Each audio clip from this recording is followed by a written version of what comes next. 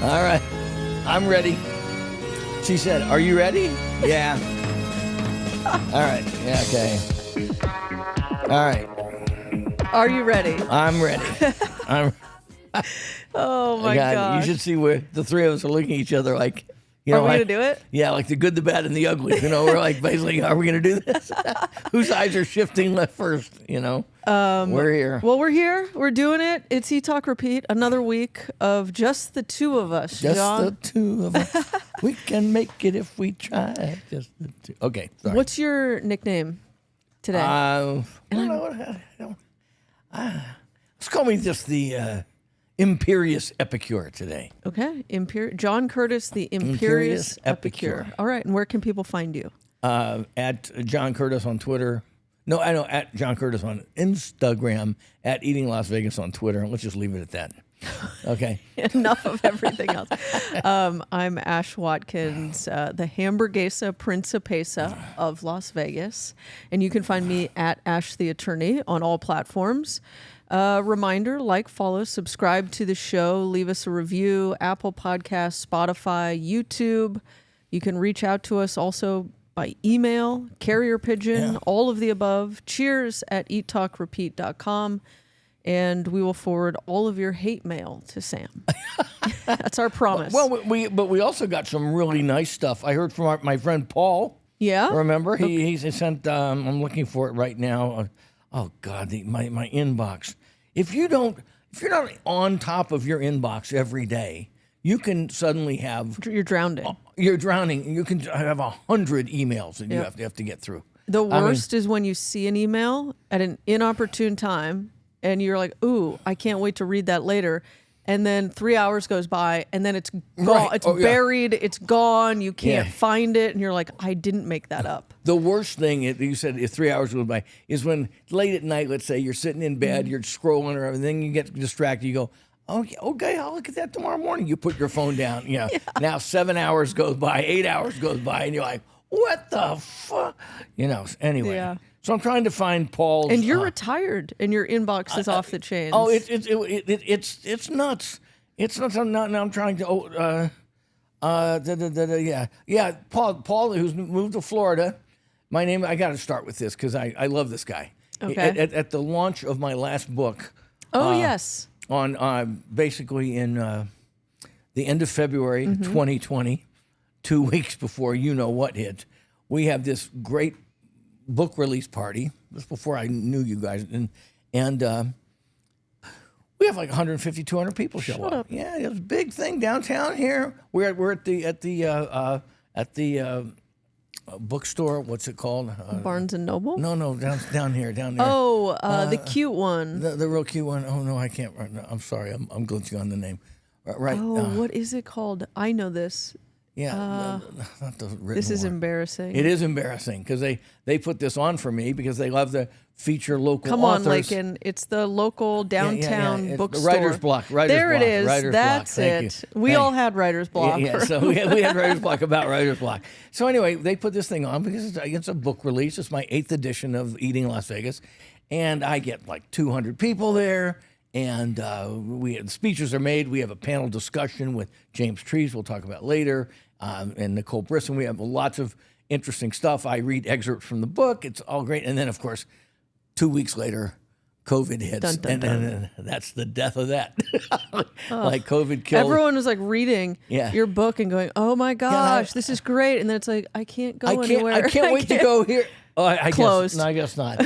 Maybe by December I'll go. Okay. So anyway, Paul, who writes us this great letter, comes up to me. And I signed a lot of books. I was selling books and signing books all night long. And he comes up to me and he goes, I've had this guy, I didn't know his name was Paul. He goes, and he has all of the editions, all 7 previous editions. He goes, I bought this book from the very first time it was released. And he had brought them all there. And I sat there and signed them all. And he's not from Vegas. I remember he tells me in his email here that he's moved to Florida. But he comes here quite a bit. So he's been reading my stuff since 2010. And we have a great little chat. And I forget to get his last name. and he leaves, but we take some pictures and we post them and everything. And then I really hadn't heard from him in a while, and then he comes out and says now he's listening to Eat Talk Repeat from He's Florida. watching us. He's watching us. He's a fan of the YouTube. So thank you, Paul. And he sent me a picture, and he's quite the foodie. I mean, he's already been to Pisces, I think. You twice. And Destination Bread at Pisces. He keys on that as we did. So Paul has great taste in restaurants and food writers. I love Paul because he disagreed on our reviews of Pisces on one thing, and it was your thing, not mine. What was it? It was the Greek salad. He liked the Greek salad. He liked it. Okay, all right, Paul. Well, you can be wrong once in a while. Okay, about one or two things, but yeah. But anyway, we love Pisces. We love Paul. So thanks for the email, Paul. We really appreciate it, and keep listening. And, and I hope to see you when you come back to Vegas. He wanted to know about your cocktails. Did you guys order cocktails at? He said you didn't talk cocktails. You had a lot of cocktails on the menu. Yeah, we did, but because I was with a group, and everybody ordered something, and they're all great. Now, I'm at true confession time. I don't pay attention to cocktails. You just drink them. I just drink them. I mean, cocktails to me jump the shark. Or or jump the shaker.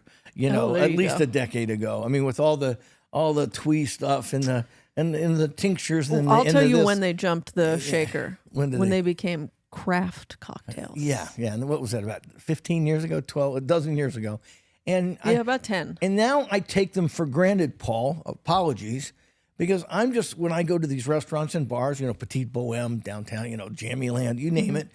They all have great cocktails.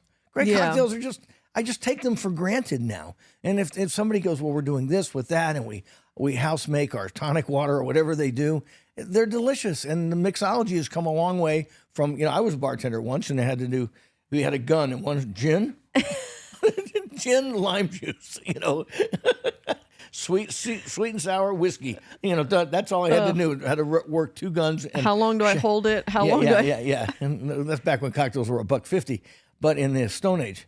But now, I just take it for granted. So I wish they're great. Yes, the What's cocktails. Your go-to? When if you're sitting down at a cocktail bar, what's your go-to order? Just I'm not saying liquid diet where they're cool or hip. Yeah. And I'm just saying, what's your standard dinner cocktail? Well, in the wintertime, I would say Manhattan. Good call. A rye Manhattan with extra bitters. I like that. In the summertime, it's got to be a gin-based cocktail. I like gin and tonics. I mean, I like a really good gin and tonic. I love a gin martini, extra cold, where I can see the little layer of ice. Yeah, a little thing right on top. It just kind of lays there. So good. Begging to be punched through with your lips. So I'm a gin guy and a rye whiskey. I'm a bourbon guy too.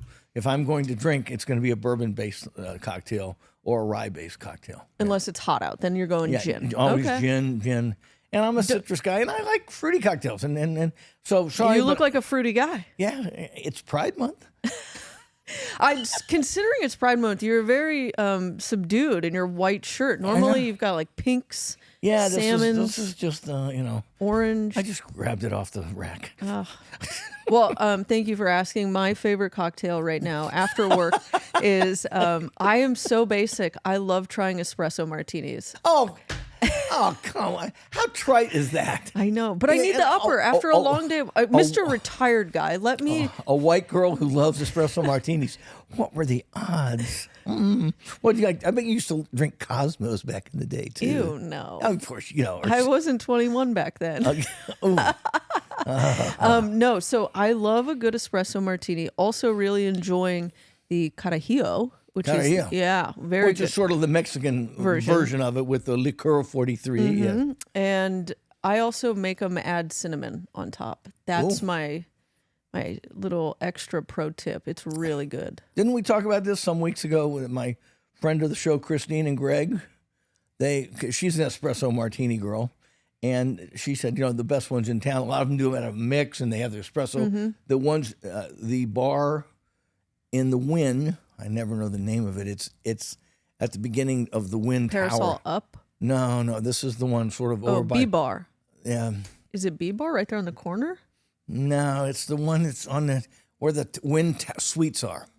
It's right there. Tower Bar. Yeah, it's the Tower Bar. Yeah, it's just the Tower Bar where the Thank cigar you. smoking is. Yeah, where cigar that's the smoking is Tower Bar.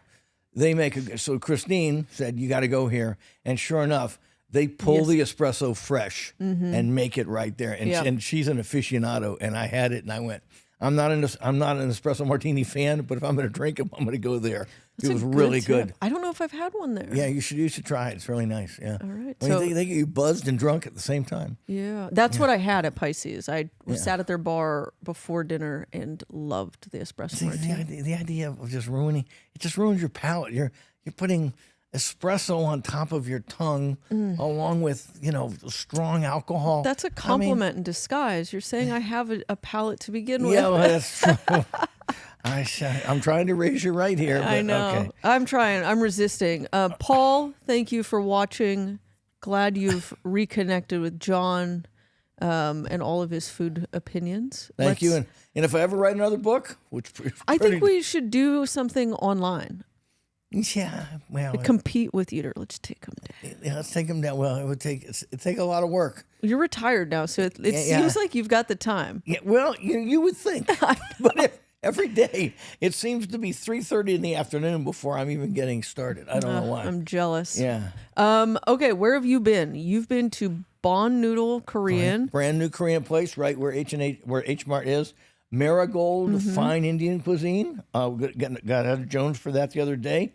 Went to Stubborn Seed. Yes, I did. Hiroyoshi again. And Holsteins. Oh yeah, we went to Holsteins together opening night. I went to Pasta Ramen. Oh, I can't wait to hear about this. Jopada. Again, you love Jopada. Wild Fig, and then Holsteins. Holsteins. So what do we start with? Let's go to food news. Food news you can use. I'm going to save this story till the end, but the big news this week around the Valley is about Chef James Trees, famously of Esther's Kitchen, Ada's, Al Solito Posto. What else does he have? I think that's it. Oh, Bar Bohème and Petit Bohème. Yeah. He has announced that he is taking over Voodoo Steak space in the Rio. So we will get to that because I think you've got some opinions. Okay, Batista's Hole in the Wall. Closed. Abruptly. Right after me and David Figler ate there. I slammed it on this show. Do you think they were... No, I think... But everybody, what do you think it is? Well, I mean, you never know. I mean, they closed, and I'm on social media. People are saying we had reservations there. We got a notice that we're closing for renovations abruptly. There's no advance warning. Most of these restaurants, especially long-term ones like that, let people know in advance so they won't be making reservations for Batista's. Yeah, Batista. Who gives a fuck? That's Batista's, I guess. But yeah, suddenly they close. So everybody's like, oh my God, it's the death knell of Batista's. It's closing for good. And then the owners and the people who know in the know go, no, we're just repairing the roof, blah, blah, blah. Yeah, you'd think you tell this to people before you let them make reservations and book wedding parties and things like that there.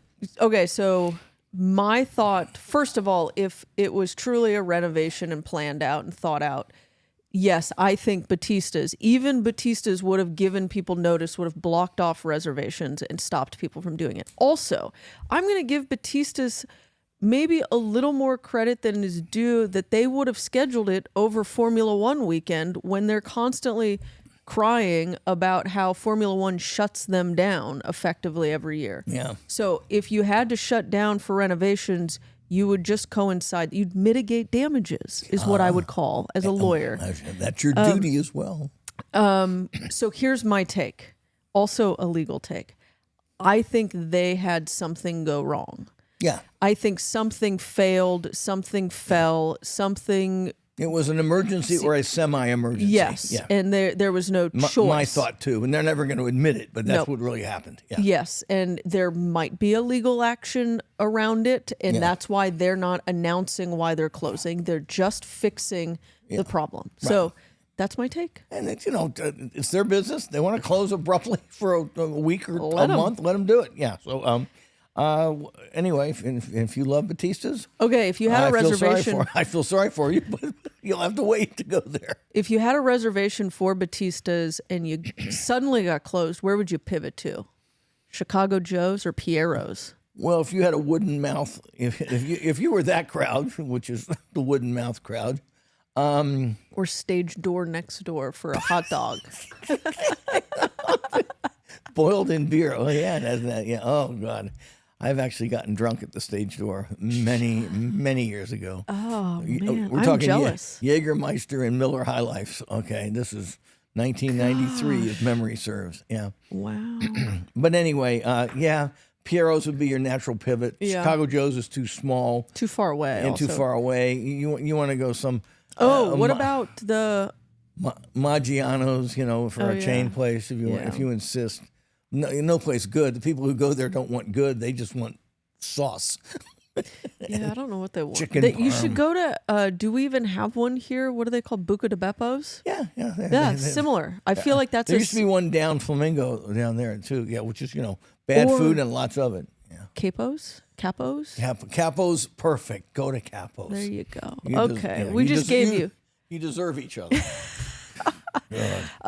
Okay, another fun food update. Chef Matt Meyer of Yeah. 138 Degrees, I think it was, in Henderson. I keep getting email updates of what he's up to. And there was going to be a restaurant at Town Square that he was crowdfunding. And Yeah. that's never a good sign.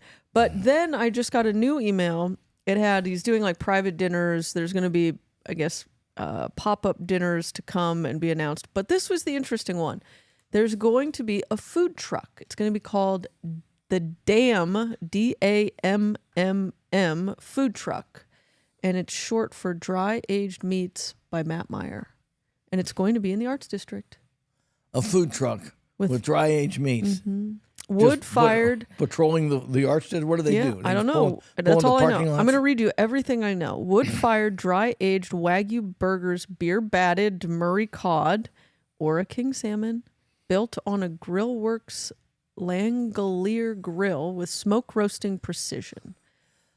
Okay. All right. Well, I wish him well. Okay.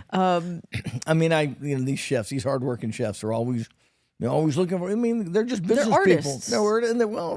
They're craftsmen who are looking for an audience, and it's hard to find it sometimes. So maybe that will do the trick. I doubt it. Usually a food truck is the last resort for a chef. Fun fact, Aroma, Steve Kessler, he was in a food truck. Right. And during COVID, and then that's when they got sick of the food truck, so then they opened up that little brick and mortar. So maybe this is what he needs. Maybe no. Everybody, you're too young, but I remember the great recession of 2008, 9, 10, when everybody went to food trucks and people were out of work. And there is not a chef alive who goes, "Yeah, I want to be in a food truck." You work like a frickin' slave, and you're lucky to clear $500 a week. Okay, it is not an easy way to make a living. I mean, and the ones who do it well, God bless them. But it is hard manual labor. Have you ever seen the Instagram guy, the Spud Man in England, that he makes these potatoes? Have you seen this guy? Oh my gosh. Somehow he's in my algorithm and he's a food truck guy. And it looks like there's always a long line and all he does is make baked potatoes with different stuff on it. I was like, this would be a John Curtis special. Oh yeah. The Spud Man. I Yeah, think that's what he's called. And you can just this is the kind of guy who I want to see. Yeah, but look That's who I want to buy food from. Yes, exactly. at that little truck. Yeah. He's making spuds. It's just pathetic stuff for people that don't know any better. That's all. Have you ever had a good meal out of a food truck? No. First of all, you have to eat it standing up. I mean, I hate that. I've had acceptable food out of a food truck. I mean, if you're at a certain level of things, Senora. Senora, she does the Senora pizza the best, but still, I'm eating it standing up. But everything I've ever, if it's that kind of food, the tacos, the pizzas, the sandwiches, it can be very good, but it's not a comfortable experience. No, I know. Unless if you're like 20 and you don't give a shit. My recommendation would be for them to park outside of like Jammy Land so they could just like sit down, or Garage East.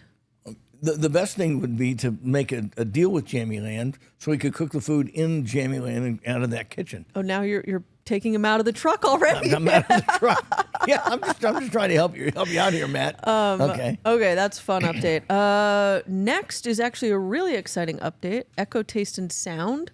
They have done a soft opening of breakfast. Wednesday, Thursday, Friday, 9 a.m. to 2:30. Wow. So those of you who missed EAT, which was Natalie Young's, fabulously successful place over on 6th Street, she's back. And, good for her. Good for you. Saturday and Sunday, it's 10 a.m. to 2:30. They'll stop seating people at 2:30, stop serving at 3, and then they will reopen for the lounge at 5.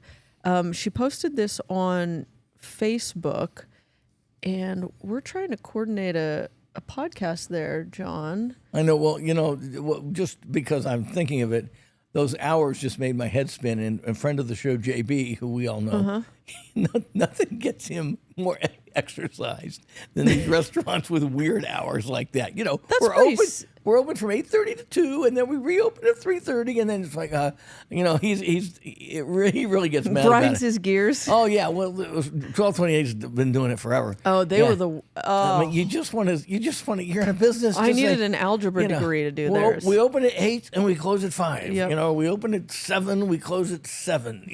Just make it easy for people. But no.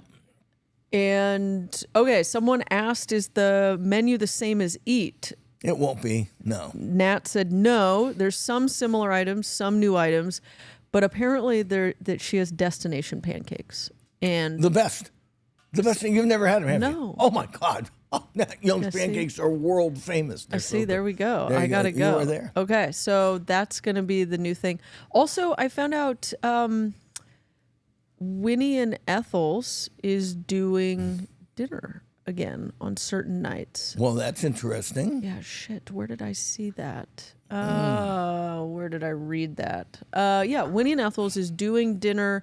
They've also got an expanded menu. It's kind of a fun spot. I love that place. Interesting. Again, trying to find an audience. So good for them. Yeah, Great- I think great it's going to food. be Thursday, Saturday, Sunday, like the later, closer to the weekend. They're doing it. All those hipsters need a place to go on weekends. We do. Yeah, John, Are we do. you a hipster? Yeah, if you see me on the weekends, you'll catch me in some Do you have- vans. Do you have a nose ring? No. You have a fake nose ring, don't you? I don't handle pain well.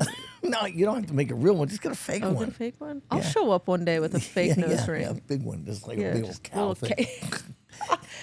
Oh my gosh. You'll just see it and you'll just go grab it. Yeah. Okay, we'll try and find more details during the break on the Winnie and on Ethels. Winnie and I Ethels, yes. apologize for not having that ready. God, what do I I know. pay you for? Oh, speaking of which, speaking of not being paid for this show, we have to make a giant correction about Casa de Lucy. Oh, yes, we do. Falling on my sword. Yes, yes. Oh my gosh. My response was the listeners get what they pay for with us, which is absolutely bare minimum. Oh, okay, can I deconstruct this whole thing? a Yes, little bit? please. Okay, so last week we say, or is it 2 weeks ago? Last week we go. DJ Flores of Milpa fame it tells me when I'm over at Nocturna 2 weeks ago, I'm opening downtown in the Arts District. Okay. And I'm like, you're bringing, he's bringing a branch of his Milpa tacos. I don't know what, and he told me the name. I still can't remember the name. And I say, great. The food gal is standing right next to me, and he leaves because we chat for a couple minutes, and he goes. So we talk to one of the people there and say, where's it going to be? And the food gal reminded me of this, and they said, oh, it's on that block. It's on the block right next to I Want a Coffee. Okay. Oh, they set you up for a fail. So they set me up for failure. He wasn't wrong, but what I thought of it's just the wrong corner of that block, because right to the right of I Want a Coffee is Casa de Lucy, and one block down from Casa. Catacorny. It's like literally catacorner. Well, no, it's just it's down one. It's one more block down. It's on the other side of Abel Baker. It's Taco Rico. Yes. On the other side of Abel Baker. So that's where DJ Flores is opening up a taco shop, taking over Taco Rico, which has been at the corner of Wyoming Have you ever and eaten Main there? Street. I've never been to Taco Rico, but it's been there for years. Yeah. Okay, but it's either way. So we apologize to Casa de Lucy if they're still there. I got it wrong, but again, you get what you pay for with So this yes, show. we apologize. And it wasn't all my fault because the guy sort of let me think that's where it was.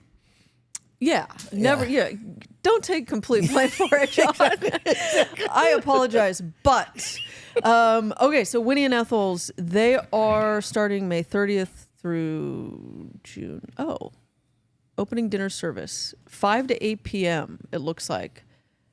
I don't know if it's going to continue, but it was May 30th through June 2nd, 5 to 8 p.m. But I'm sure it's going on longer.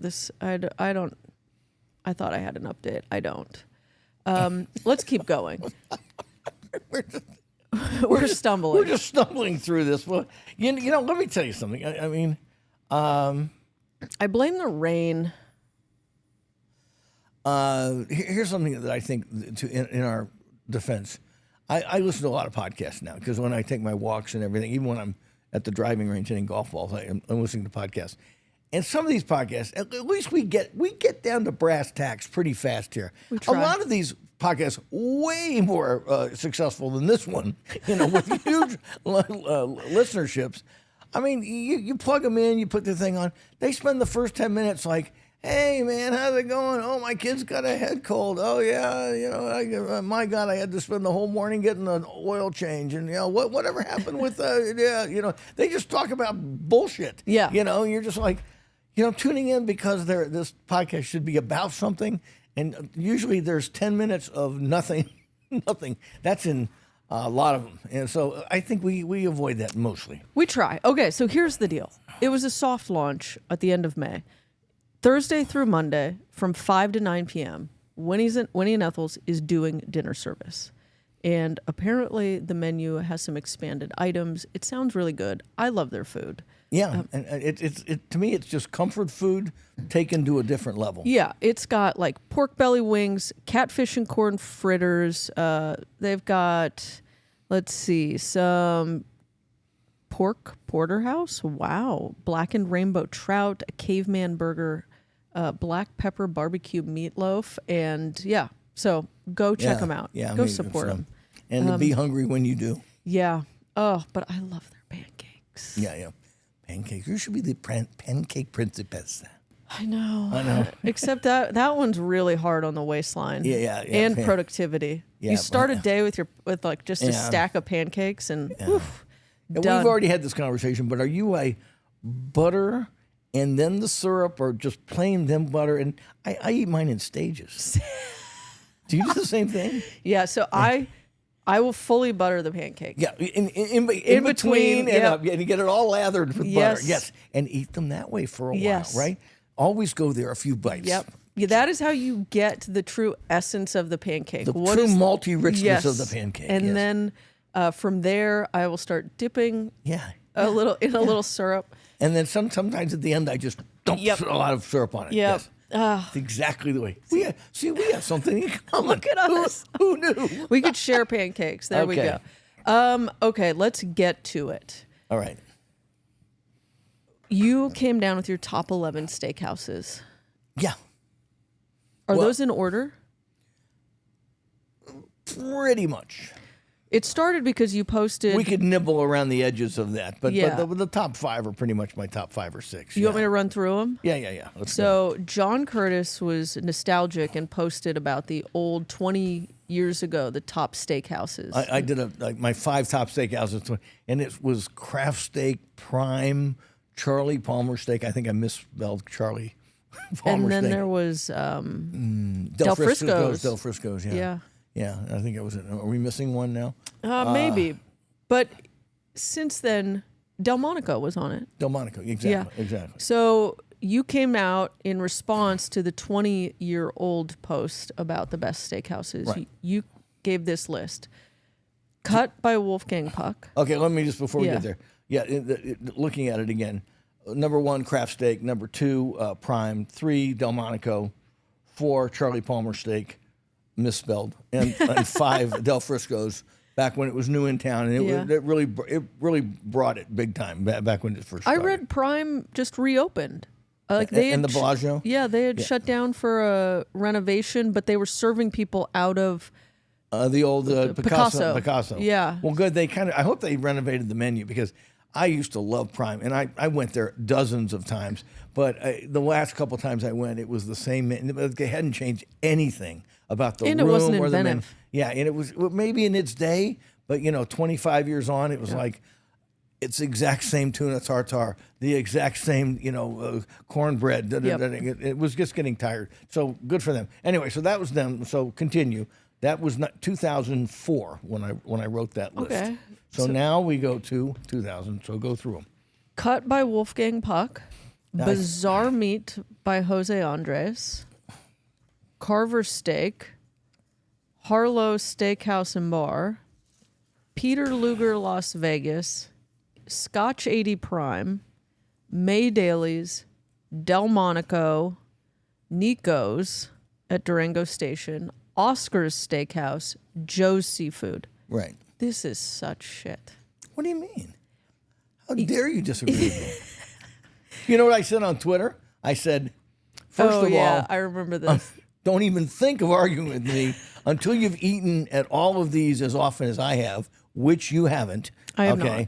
And so people go, no, man, Barry's is better than this craft steak. It's like, so yeah, I've eaten at every steakhouse in town at least half a dozen times. I mean, is there one I haven't?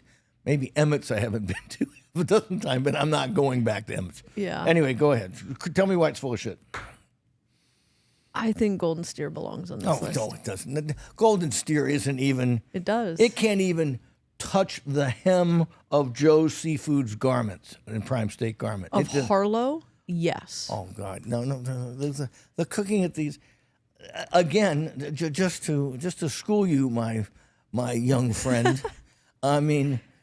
I think Oscars. You want to talk about tired menus? Oscars. It doesn't get any more tired than Golden Steer. Oscars, I think, has got a very cool vibe, and with Ben Jenkins at the helm, they have really improved the food.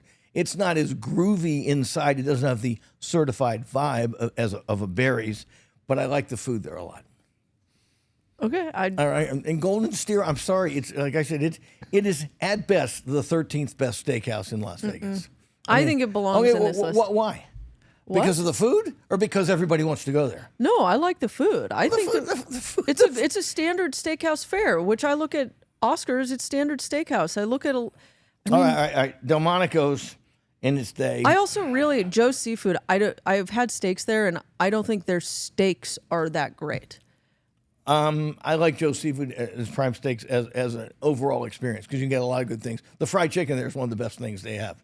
The crab cake is great. You don't have bavettes on here. No, I don't. No. See, I would put bavettes on there before some of these. You could argue with me about bavettes, and I will at least concede that that's a good argument. Okay. But so when people say something like Golden Steer, I mean, Golden Steer's beef is. It's mid, if that. I mean, it's not an ingredient-driven steakhouse. It's not a chef-driven steakhouse. I think it is now. It doesn't have the appetizers, the desserts, the bread. It's not nearly at the level of the bread top is five. better. It's better, but it isn't as good as Cut or Bizarre Meat or Carver Steak or Harlow. Yes, it is. Or Peter Luger. Okay, and Peter Luger's meat is. I'm not. Non-pareil, okay? I was just looking at your lower ends, and I would. Okay, at the lower end, you can argue with me, but the top 5 or 6. No, I'm not. I'm not going after this. I will brook no discussion or disagreement. Okay. But I also, if this was a top 13, you add bavettes and Golden Steer, it is a pristine list. You know what? I'll give you that. I'll concede that point. Add 12 and 13 are 2 I missed. Okay. Okay, now to the big story. Was it, as you said, a mistake for this James Trees Rio Voodoo deal? Okay, let's announce it, and then we'll talk. Yeah. So this week it came out that Chef James Trees is taking over the space in the Rio, currently held by Voodoo Steak. They've been there since 1997. It's like 400 feet off of the ground, like the 50th something floor. It's got a great view. That's about all it is. Okay, the restaurant will close July 5th after service. The new space by Chef Trees will be called High Stakes Vegas. Target open is October-ish, emphasis on the ish. It's going to stay a steakhouse. It's not turning Italian, even though that's what he primarily does around town. Well, James is a very high-level chef who can cook anything. Okay. I just think most people think of him and think Italian. He doesn't think of himself as an Italian Well, he chef. was French trained. Exactly. So that's why Bar Bohème made sense. Yeah. And then here's what he said. It's the first deal where he's not an owner of the restaurant. So a management contract's a new thing. He couldn't do it if he didn't have trust that they're not going to tell him to put chicken parm on the menu or what cut of beef to use. And he loved the fact that the Rio is an independent property, not part of a hotel chain. Well, that very last point, I think, is a good one. Okay. And that's about the only good thing, I think. When Elon Musk and Donald Trump decided to develop a bromance, like a year and a half ago. Yeah. A lot of pundits in Washington, D.C. said, this will not end well. It's not. Okay. Are you watching it? Oh, it's just... it's beautiful. It's just... People have said this tabloid central city. It's so fitting for Pride Month, they said. Yeah. There's so much drama. Yeah. There are like a couple of hissy fitters going left, going at it, hammer and tongs. Anyway, let me just try to be brief. Again, not my brand. In the history of Las Vegas, and my history with this city goes back to 1981, which I dare say is farther back than almost anybody who's listening to this, or that you and I know together. There has never been a hotel that's been allowed to become a shithole that is then somehow resuscitated into something other than a shithole, okay? Once you lose that reputation, once you become degraded to that point that the money boys and the green eye shade guys and the manipulators and the casino hosts constantly take you in a downward path to a lower and lower socioeconomic clientele. You don't come out of that. You just don't. I've never seen it happen. The Rio Hotel, when it opened back in the mid-'90s, for about 5 or 6 or 7 years, was one of the grand hotels of Las Vegas when Tony Marnell opened it. And it was known. This was a big deal in the mid-'90s when he opened, because he wanted to make it a locals casino that had a worldwide reputation, but also attracted Las Vegas because of the food offerings there. And it became a local gamblers' playpen, as well as local foodies and people. Some of the restaurants they had there early on, Bouzio's, they had a lot of them. They ended up in the late 90s, had Napa, which was a gourmet French restaurant with Jean-Louis. Wasn't there like a wine cellar? Yeah, and then they had the Real Wine Cellar, which was, worldwide famous. So it was a tremendous place. I mean, I was there all the time, and there's probably a 5 to 6 year period in the late 90s.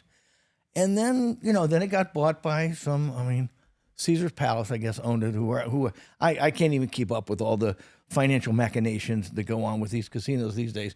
But now it is just, it's under new ownership, but they bought it at a discount, and they bought a discount hotel that's been allowed to become just basically a grind joint, as my dad would say. And now James Trees is going to open a new steakhouse here in a place that I don't think can ever regain any kind of reputation as anything other than a mid to lower middle class casino. And he's going to take his brand to this top floor and with a management contract. And I just think it's a huge mistake. And I'm glad he's not. I don't think he has any skin in the game, which is good. And he's going to learn that it's all. So you don't think the current Rio customers are going to go? No, it is just, no, the Rio Hotel, people wrote it off over a decade ago, 15 years ago. Yeah, but They're not people gonna- still go to Mark Vetri at the Palms, Well, and the the Palms is a little. Yeah, it is, but it's still, I think it didn't lose all of its integrity. Okay, the Rio lost all of its integrity literally 15, 20 years ago. And they're not getting it back. And a classy steakhouse on the upper floor is going to do it. Now, that said, James Trees, if he plays his cards right, may make a lot of money. There's a lot of money in serving kind of mid-shit food to people who pay for it. I mean, look at Batista's Hole in the Wall, okay? Or would say Golden Steer. I mean, but yeah, so he might make a lot of money, but he's not going to enhance his brand. And, my guess is he's going to What do you think his brand is? Well, brand is he's a game-changing chef who might be the most influential chef in Las Vegas, certainly in the last 10 years. And who has the most, not only influence, but power. He now has enough of a reputation that people are seeking him out to do things, which is a great situation to be. And why he decided on the goddamn Rio Hotel is beyond me. Nobody asked me, but for what it's worth. Well, I think You're not getting me in the fucking Rio Hotel again, okay? I don't care. you won't go to check this out. No. Yes, you will. No, I look it. If you walk around some of these these bargain basement casinos, they're disgusting. Okay, and then what are they're not going to. You know what they do? They throw a coat of paint on. It's like putting a silk house. Yeah, but you go through the Golden Nugget to get to Vic and Anthony's. I think if you can do that, you can do Golden this. Nugget isn't. No, I don't see myself going there at all. I don't. Oh. And I don't see it working out at all either. But he wants to do it. Good for him. The good part is management contract only. If it doesn't work out, it will not hurt his brand, which is a very, very important brand and very great for all of gastronomic Las Vegas. Okay, where would you have told him if the same opportunity was presented? Hotel comes to him, says, "Hey, we'll give you this once iconic space or a great space. We'll do the build out." Where would you go? Where would you say Chef Trees should have taken a steakhouse? No place on the Strip. Okay. Fuck the Strip. I mean, the Strip is just you don't see what's happening on the Strip. The Strip is just grinding itself into. So would you say like M Resort? Maybe something like that. I think what we should do is just find what he's done before, interesting places in neighborhoods, and create but what maybe they've he wanted done. to do something different. Maybe as the artist, he wanted a new challenge. This is not a challenge. It's a money grab. It's just a money grab. I don't know. How can we make money on all those stupid? Because tourists are going to go to the top of the Real Hotel because there's a steakhouse up there. Whoa, and then and they're going to want chicken parm, and they're going to they're never going to get their clientele back that would pay for the kind of food that James Trees is capable of making. And they're not going to do it, and the hotel won't do it, and that will hurt the restaurant. He may make money, but he's not going to make any impact with this thing. So. Prove him wrong, Chef Trees. Prove him wrong. Go ahead. And I'm going to drag him, kicking and screaming through the lobby of the Rio. And if somebody knows of a hotel that has completely gone down a shithole and then resuscitated itself into something. What about the Plaza?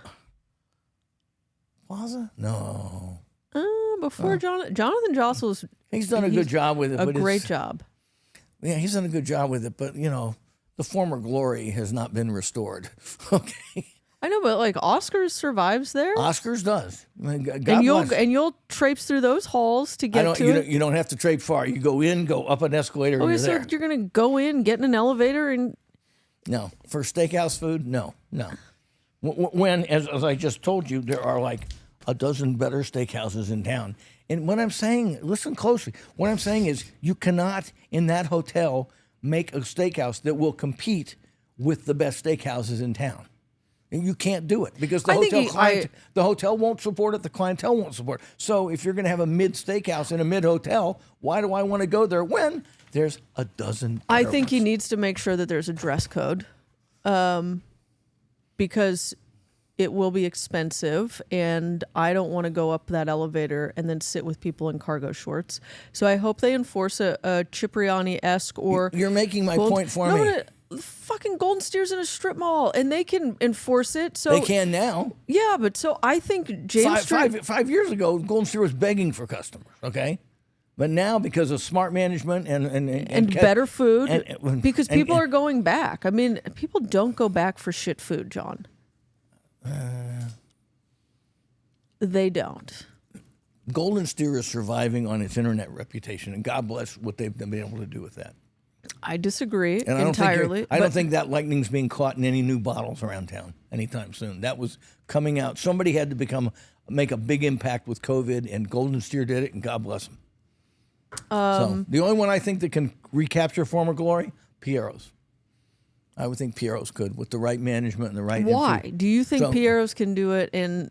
Well, it's a perfect location. It's not in a hotel. It's right next to the convention center. It has a lot of money wants to come through there.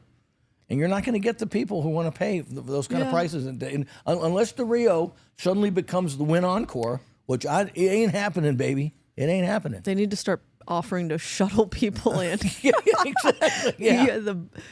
We'll see. Prove me wrong. Hey, I'm all wrong, but don't expect me to get excited about the top of Voodoo Steakhouse in the fucking Rio Hotel. Okay, end of rant. Okay. You're my favorite. Yeah, okay, thank you. Okay, let's take a quick break, and then I'm excited. I need a cigarette. let's take a quick break. Come back. Go through our restaurants that we've been to quickly in pet peeves because we both have one. We came prepared. Yeah. Today We're loaded for bear. All right, let's do it. I'm the best. Personal injury law has been the same for a long time. The best. Big egos, greed, and sleazy schemes. We've had enough. Welcome to Sam and Ash, the new standard for personal injury law, where things are done the right way, because you deserve a team that delivers real support and results. When you have both, your whole world can change. Sam and Ash Injury Law, because you deserve what's right. Now we're back. Oh, we're back. They're ready to and they're ready to give it to me with both barrels. Producer Lakin came through in the break. Actually, I should have been paying attention to my phone during the segment because she texted me Circus Steakhouse and Michael's at South Point. Yeah. I think those places survive. They pull people. They have great wine lists. The food is mid. Michael's does it. I think it's a miracle Michael's does it. Yeah, she's right about that. Good. There we go. Thank you. It's terrible, but I mean, Circus. How many people in suits from conventions, from whatever, are like, I gotta go to the steakhouse. When you're walking down the hallway to a circus, you can smell the disinfectant. Oh, I mean, everywhere. The whole place smells like sewer disinfectant. And okay? Stale cigarettes, and sewer disinfectant, and vomit and stale beer. And dirty deep fryer oil. It's like, just put that in. We have created the ode to Circus. Yeah, and you're right. And it thrives. God okay, so you know what? Against all Chef odds. Trees, fucking prove him wrong. Okay, good. And I will drag him there for opening night. Don't you worry. Okay, let's go through our list. I will go first because Jopada, I love it. Chef Bank is... Still haven't been. It's embarrassing at this point. I know. I apologize. You know what I think it is? They don't open until 6 p.m. No, that's... Oh, yes. You're reminding me. The food gal and I wanted to go. This was like a week or so ago when we got back from Europe. Yeah. And one night, it was one of these things where, we're still in jet laggy. I go, let's go to Jopada. I'm dying to go. Yeah. And it's like 5 o'clock and it's 5. We walk up and go, oh, I'm sorry, Go to Lamai. Yeah, by 6 o'clock, I was in bed.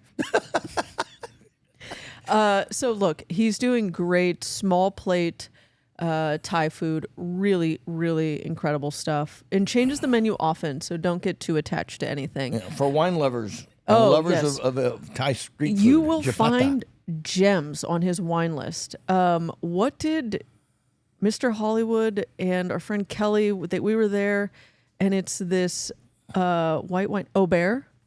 California Chardonnay. Okay, what do you think it cost? I think if you buy it it's $1.50 if you buy it in a liquor store, maybe even $200. It's up there. Sub 100 on his list. What? Unbelievable. Oh, but it's an unfiltered, really highly thought of Yes. California Chardonnay. Yeah. And I think it was like 80 some bucks. what? I could swear. No, I know, but we looked it up. I looked it up. And isn't it like $1.50 on 200. Yeah. 200. Yeah, I knew it was way up there for a California He wants Chard. people to that wine list is crafted so people order and drink wine, and it's so for all That the is nuts. wine drinkers out there. Yeah. Get a breakfast so you can hold out till 6 p.m. and then go check out Jopada. It's incredible. The food is really good, spicy. Love it. But if you're an aging boomer who has to be in bed by 7:30 at night, maybe. One time I pulled on the door at 6 to get in, and it was locked, and I couldn't wait any longer, so we crossed over Arville and went to Lamai. Exactly. I don't You have walk to time. Lamont, yeah. I was like, I don't have time for this. Today braved the monsoon storms to go to Wild Fig. I love that place. Yeah. Had the pastrami sandwich on your recommendation. It's great. My only it is really great, probably one of the best in town, if not the best. My only criticism is I think I like a spicy mustard with my pastrami, and they do like a honey mustard, but it's good. Okay, yeah. You want just a little more of that bite. Yes, On, working against the fattiness of the pastrami. but very good. Pasta ramen. Last time we did this, you were shitting on pasta ramen. I didn't went. shit on it. It was just I lukewarm. don't a get bit. it. I don't get it. It's all the Lukewarm. same color. It's all a bunch of fucking millennials. Okay, sorry. Well, we got there around 6. Mr. Hollywood left as soon as the DJ started. He was like, "This is not my jam." That's why I love you. I love you, Mr. Hollywood. Yes. He was like, "I don't have." Yeah. He's like, Screw He this goes, "This noise." is not for me." And he got up and he left, and he went to Carver Steak and had their burger. Right, but there's a cigar lounge right next door. But he needed dinner, so he Okay. went and had the. Yeah. That's funny. Incredible. And Yeah. so he went Yeah. there, had the burger that's new, and we're doing a podcast at Carver Steak, I think next week. We're recording. Okay. All right, you're good. Yeah. And but okay, my take on pasta ramen. Really a fun event, thoughtful. I enjoyed everything. I don't regret going. I don't think it was astronomically priced. I enjoyed every meal I had. It didn't pass the am I already excited to go back test? Yeah. But because it's just kind of one of those like, I'm glad I tried it's like it. a one-off kind of Yeah, thing. it's a one-off, like Jelena to me. Really yeah. glad I went. Yeah, same thing. I Yeah. would have regretted if I never got there, Yeah. but You don't walk out saying, you know where you will walk out saying that? stubborn seed. Stubborn seed. Okay, I can't wait. Just walk 200 feet down the hallway. Next time. It is great. Okay, Oh, you and keep then going. last time you were talking about like I don't see any ramen on this menu. They use fucking ramen noodles in their pasta dishes. I know, but ramen noodles, Okay, fine. You're right. Okay.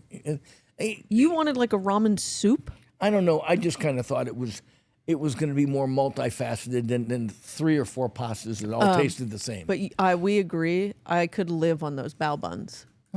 They were so good. Oh, the bao buns. Yeah, yes. bao buns. I think about the little cacio e pepe. They were good. They were fun. They were clever. Fun. But the bao buns were great. Yes. Also, you didn't get this treatment from the chef when you went. Okay. You got She's kissing her ass more than mine. I'm not having this. fried chicken skins, creme fraiche, and a tub of caviar. Look at that. Oh, it was so good.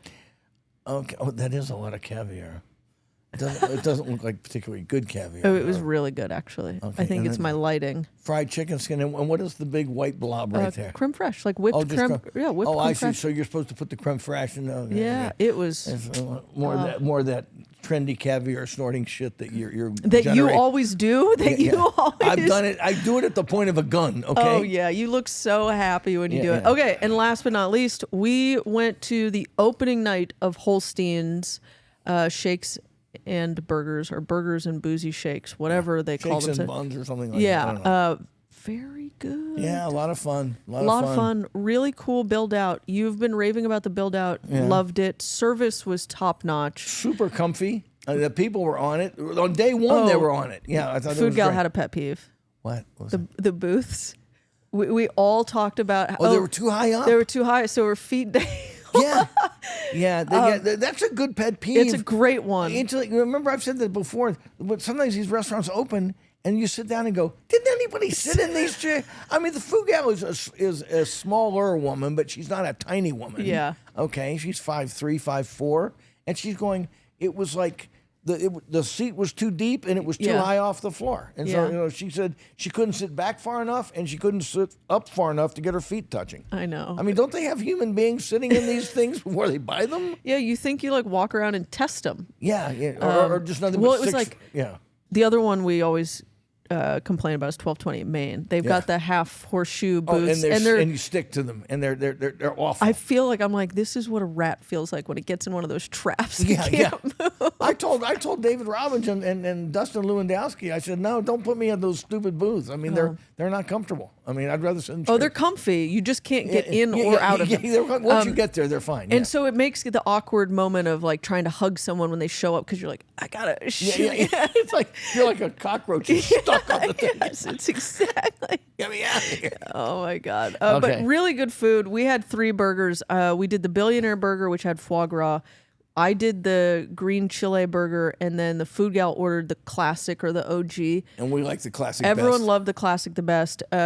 Food gal, I think, liked mine the best, which is the green chili, because she said it reminded her of some other burger that it's I'm blanking right now. Oh, the double Western bacon cheeseburger at Carl's Jr. Carl's Jr. She was like addicted. She was like, "Oh my gosh, holy flashback!" Yeah, exactly. Yeah, it was like this is a Carl's Jr. burger, but much better. Yeah. The fries were really good. And I thought the little buffalo drumsticks. Yeah, the with lollipops. blue cheese, yes, lollipops were great. Yeah, they were fantastic. Very cool.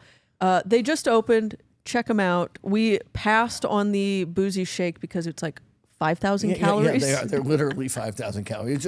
You're drinking like 18 ounces of ice cream with alcohol added to it and whipped cream. It's just nuts. It's too much. I don't know, unless you're like a 22-year-old, athlete who can eat that kind of shit. Yeah, I can't. Maybe like 3 sips. Share it with like a whole table. Maybe. Yeah, that's the idea, I guess. Okay, now for you, John. Bon noodle. Just a couple of quickies before I get to the biggie. Bon Noodle Korean just opened in the H Mart there at Decatur, Sahara. That whole thing is becoming a big Asian town, Koreatown thing. And this was just, we started to go to a place in there that looked a little sketchy. So we saw this Bon Noodle, walk in very clean, small, maybe seats like 50 people. It looks almost brand new. Everything, those chairs, tables, everything looks spotless. And they just do a kind of a classic Korean noodles and noodle soups and rice dishes and all that sort of thing. And we got basically the spicy bulgogi with rice, the mung bean pancake. We got some really nice big fat mandu dumplings.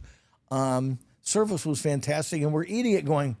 And the food gal eats a lot of Korean food. We have friends the Kims, and we go out with them a lot.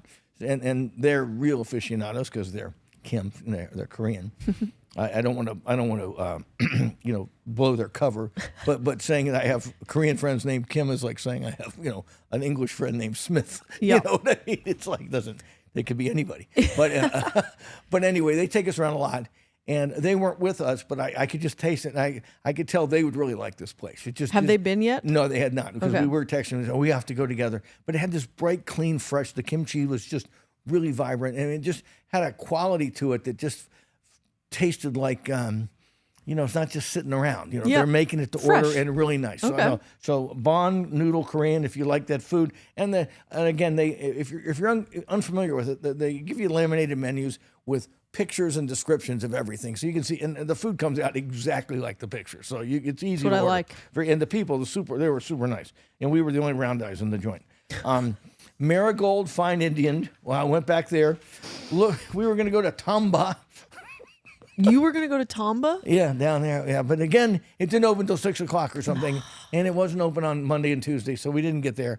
I will get to Tamba. Marigold is just, It's not a great place, but it's fun. And if you want I had a goat biryani, spicy goat biryani that was really, really good. And pakora, these deep fried pakora vegetables and samosas. And the food gal, what did she get? She wanted something else. I can't remember what it was. We were trying to say we're not going to eat too much. We're going to not eat meat, and there I get goat biryani. Okay. What is goat biryani? Well, basically, biryani is a kind of a fried rice kind of thing, Oh, long got grain it. rice. This is a terrible picture, so I apologize. But basically, it looks like that. It's just roasted goat meat with the bones. You got to pick through the bones. Oh. But Indian food is the least photogenic food Yeah. in the world. But I don't like the idea of the bones, though. yeah, you got to, but they're big. They're like fish balls. They're big ones. You got know. to work around. The naan bread, the garlic naan is great. You got sag paneer. Now, if that isn't the least photogenic Ew. thing in the world, that's basically like a cooked spinach with It looks like with lawn fresh clippings. cheese. Yeah. It has a rich, vibrant spinach taste to it, and it's great. So lawn clippings. Yeah, Got it. Okay. lawn clippings. And I know I just like Marigold. It's on West Flamingo. It's just a great. Well, let me know when you're going to Tomba. Tomba's going to be more elevated, of course. Yeah. Okay, and then we went back to Hiroyoshi. And fun fact, we were just driving by on a weekend night, and we thought, they just opened. Maybe we can get a table because they fill up like 32 seats at Hiroyoshi on West Charleston. Walked in and they seated us right away. Had a fabulous. You want great, reasonably priced Japanese restaurant. Hiroyoshi on West Charleston is it. I mean, it just slaps no cap. Well, stop telling people, or you won't be able to slink in for your quick table. Love the place.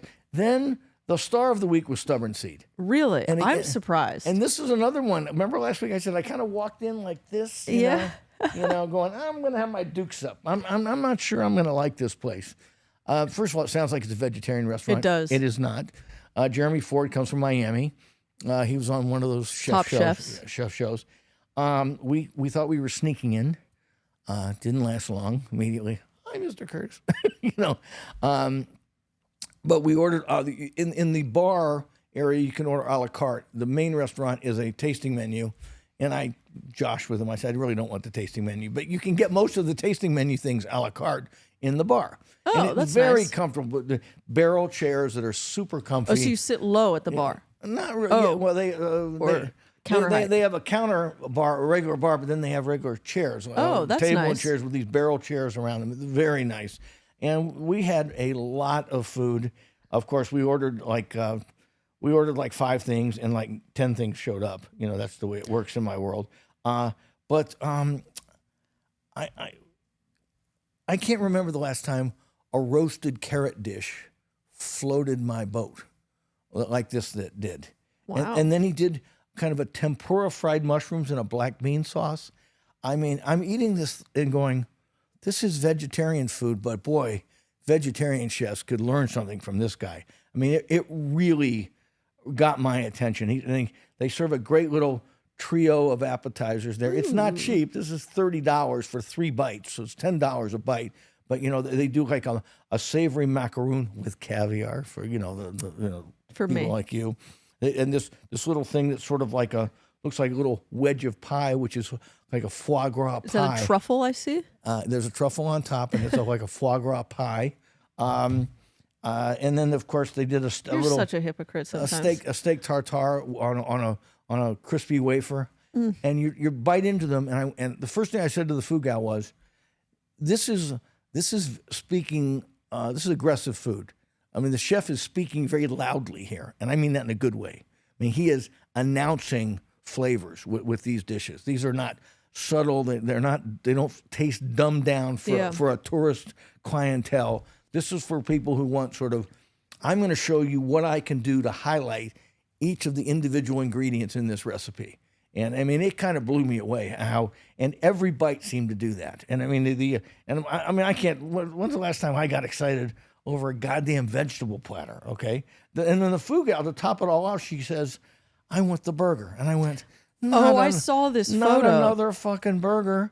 Okay. And so what does the food gal do? She gets orders the burger. It looks good. It's incredible. Really? Okay. Up there with Delmonico. Okay.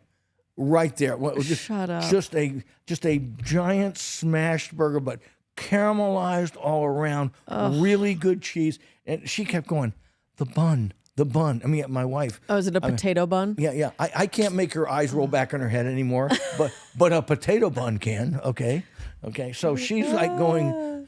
You're fucking ridiculous. She's going nuts. About the only thing I didn't like, and I said it to the chef. I mean, we ended up talking to him for quite a while. I said I didn't care for the lobster, the butter poached lobster. I said everything you had, and he finished my sentence for me. I said everything here. It is has very dynamically has a certain dynamism to it. And he said, and I said, but the lobster was bland. He looks at me, and goes, bland, soft. I said, yeah. He says, yeah. I said, it's sort of shocking. It's a very good dish. It's tasty, but it was just the lobster poached in butter with fava beans, and it was something more like you'd get in a really fine French restaurant, with drinking a Merceau wine or something with it. Didn't fit the flavor impact that all the other stuff had on the menu. But Jeremy Ford, knew it before I finished my sentence. And he said, I think I might take it off the menu because I said it just doesn't pop like everything else does. And it's, I think when the rest of your menu is very precise and loud like that, it overstates the subtlety of like, you're like, oh, wow, that's got nothing going on. Yeah, exactly. Yeah, like I said, if I got it as part of a tasting menu and some kind of like sedate, wine tasting menu within a French restaurant, I would think this is great. Yeah. But it just hit a discordant note there. So what's our litmus test for restaurants? Can't wait to go Can't back. wait to go back. And I mean, we're not even halfway through the menu and we're going, this is good. And we weren't even that hungry. So we ordered, he sent a couple of things out and I was just blown away by it. And I said, please don't dumb it down. I mean, did you tell him that? Yeah, the casino executives, they're going to want you to dumb it down at some point. And what did he say? And he goes, yeah, he says, no, they're giving me full support here right now. But I always hear that at the beginning, and then sooner or later there's a chicken parm on the menu.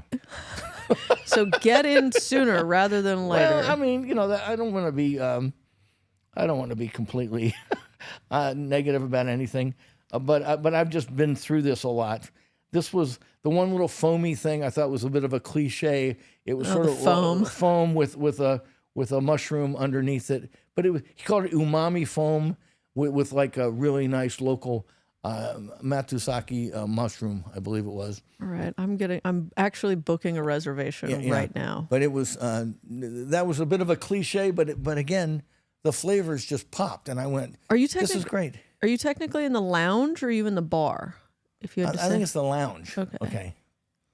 Like that. I mean, the tasting menu isn't that expensive. It's $145 a person, but I just don't like the confinement of a tasting menu. Never have. And you can get a lot of the stuff a la carte. So, all right, just go there. Go check it out. And they have an interesting wine list and a cocktail list. Sorry, Paul, I didn't pay attention to the cocktails, but I thought the wines were all reasonably priced, and most of them by the glass were like under $24 a glass, which I pretty much just stay by the glass in wines in those strip restaurants these days. That's smart. Mr. Hollywood found another wine by the glass at Carver's Steak when he was there. That's like a 200 bottle, and it was like a $40 glass. And he was like, "This is stupid." Yeah. Sometimes if you know what you're looking for, you can find them, but you have to find them in. Don't look for them in any MGM property. I mean, their wine lists are insane. I mean, they're just. I mean, if you want to talk about raping the customer, the MGM hotels are doing it more than anybody. The MGM, Bellagio, that crowd. Yeah. So, pet peeves. Pet peeves. Okay, I'll go first. It's a small pet peeve. It's almost Ash Watkins microaggression. I saw it come through, and I was like, yeah. Yep. But it happened to me like 3 times in 1 week.